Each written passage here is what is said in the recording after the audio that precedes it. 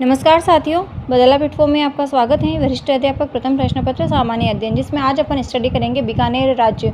बीकानेर राज्य का राठौड़ वंश। तो बीकानेर में जो स्थापना हुई थी राव बीका के द्वारा 1465 से 1504 तक इसका शासनकाल रहता है।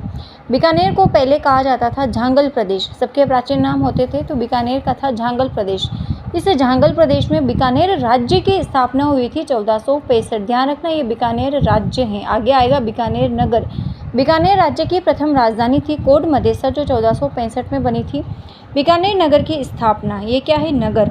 नगर की स्थापना हुई थी 12 अप्रैल 1488 वैशाख शुक्ल पक्ष की तृतीया को, जिसको क्या कहते हैं अपन? आखातीज। तो प्रश्न एक बार ये बना था कि आखातीज को किसकी स्थापना हुई थी? कौन से नगर की? तो बीकानेर की। द्वितीय राजधानी थी इसकी बीकानेर नगर 1489। ठीक है।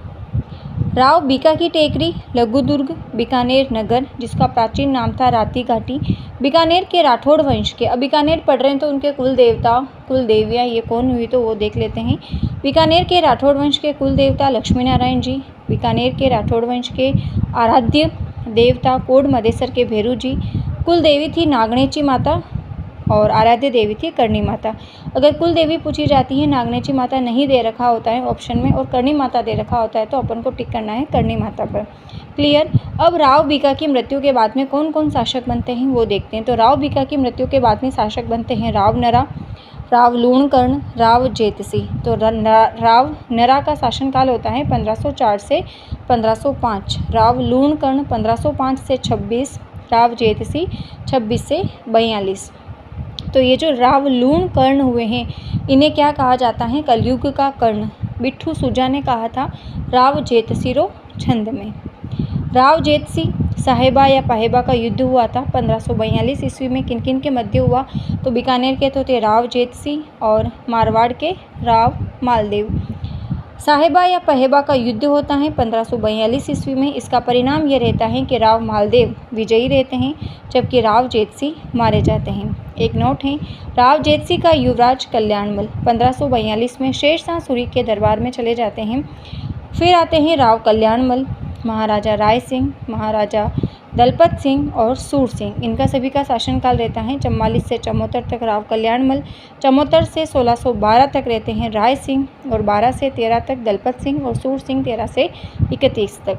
ये जो कल्याणमल था शेरशाह और अकबर के समकालीन, और ये राय सिंह अकबर और जहांगीर के समकालीन, दलपत सिंह जहांगीर के समकालीन, जबकि सूर सिंह जो था वो जहांगीर और शाहजहाँ के समकालीन रहे। महाराजा जो राय सिंह है उनको राजपुताने का कर्ण कहा है मुंशी देवी प्रसाद में। क्लियर। ये कलयुग का कर्ण था और ये राजपुताने का कर्ण। आगे देखना है अपन को राव कल्याणमल। इनका शासनकाल 1544 से 74। अब देखते हैं 1542। राव कल्याणमल 1542 ईस्वी में अपने जो पिता थे राव जेतसी की हत्या के बाद शेरशाह सूरी के दरबार में दिल्ली चले जाते हैं और उसकी अधीनता स्वीकार कर लेते हैं। फिर होता है गिरी सुमेल का युद्ध। सुमेर जो सुमेरपुर पहले पाली में आता था, अभी आता है गिरी सुमेल ब्यावर में, अभी नए जिलों के अकॉर्डिंग। तो गिरी सुमेल का युद्ध होता है 5 जनवरी 1544 को। किन किन के मध्य? मारवाड़ के कौन है? राव मालदेव, जबकि दिल्ली में कौन है? शेरशाह सूरी। इन शेरशाह सूरी का इस राव कल्याणमल ने दिया था साथ।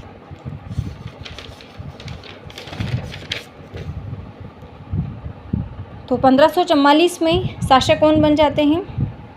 राव कल्याणमल। ये जो कल्याणमल इन्होंने जो साथ दिया था, इसी कारण से शेरशाह सूरी का राव कल्याणमल ने साथ दिया था, इसी कारण से इस युद्ध में ये विजयी हो जाते हैं और 1544 में राव कल्याणमल जो होते हैं वो बीकानेर के शासक बन जाते हैं। नागौर दरबार पढ़ा था अपन ने 1570 में, अकबर लगाता है, शुक्र तालाब बनवाता है, ये सारी चीज़ें। तो राव कल्याणमल जो होता है इस दरबार में राय सिंह और पृथ्वीराज राठौड़ को अपने दोनों जो हैं अपने दोनों पुत्र को लेकर के अकबर के दरबार में उपस्थित होते हैं। अकबर की अधीनता स्वीकार करके अपने दोनों पुत्रों को अकबर की सेवा में ये आगरा भेज देते हैं। राय सिंह और पृथ्वीराज राठौड़ इसके पुत्र हैं। राव कल्याणमल ने अपनी जो भतीजी थी फूल कंवर, उसका विवाह किसके साथ किया? अकबर के साथ। राव कल्याणमल बीकानेर के प्रथम ऐसे शासक थे जिन्होंने मुगलों की अधीनता स्वीकार की और मुगलों के साथ वैवाहिक संबंध स्थापित किए। ध्यान रखना, राव कल्याणमल की बेटी नहीं थी, ये कौन थी? भतीजी फूल कंवर। क्लियर। आगे देखते हैं अपन महाराजा राय सिंह, जो सेकंड ग्रेड का फेवरेट टॉपिक है। यहाँ से कुछ ना कुछ क्वेश्चंस हमेशा पुटअप होता है। तो महाराजा राय सिंह का जो शासनकाल रहता है 1574 से 1612, डायरेक्ट ये क्वेश्चंस पूछा हुआ है कि महाराजा राय सिंह का शासनकाल। अकबर और जहांगीर के ये समकालीन थे। महाराजा राय सिंह का जो जन्म होता है 20 जुलाई 1541 में बीकानेर नगर में हुआ। इनकी माता थी रत्नावती, पिता राव कल्याणमल, भाई थे पृथ्वीराज राठौर, जिनको पीथल के नाम से भी जाना जाता है। इन महाराजा राय सिंह के दो पुत्र होते हैं, दलपत सिंह और सूर सिंह। महाराजा धीराज, या जिसको कहते हैं महाराज, ये महाराजा धीराज राय सिंह थे। ये उपाधि धारण करने वाले प्रथम शासक थे। राय सिंह मुंशी देवी प्रसाद ने राय सिंह को दानवीरता के कारण राजपुताने का कर्ण कहा। राजपुताना में जो मुगल शासक था जहांगीर के सबसे विश्वसनीय सेनापति थे ये राय सिंह। घनिष्ठ मित्र महाराजा राय सिंह हुए। अब मनसबदारी पढ़ा था अपन ने मनसबदारी। तो अकबर ने इनको 4000 का मनसब दिया था, वहीं जहांगीर ने इनको 5000 का मनसब दिया।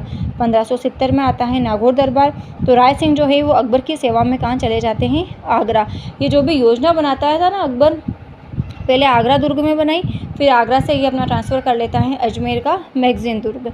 अकबर के सैनिक पहले सैनिक बने, फिर सेनापति बने। 1572 में अकबर ने महाराणा राय सिंह को मेहरानगढ़ का किलेदार बनाया। ये क्वेश्चन भी पूछा था। काठेड़ी का युद्ध होता है, काठेड़ी गुजरात, 1573 में। इस युद्ध में महाराजा राय सिंह ने अकबर का जो विद्रोही था मोहम्मद इब्राहिम हुसैन मिर्ज़ा खां को पराजित किया। तो ये क्वेश्चन आया था कि काठेड़ी का जो युद्ध है उसमें किसको पराजित किया है। तो इतना बड़ा नाम याद नहीं रहता है कि मोहम्मद इब्राहिम हुसैन मिर्ज़ा खां। तो अपन को इतना ही भी याद रखना है कि इब्राहिम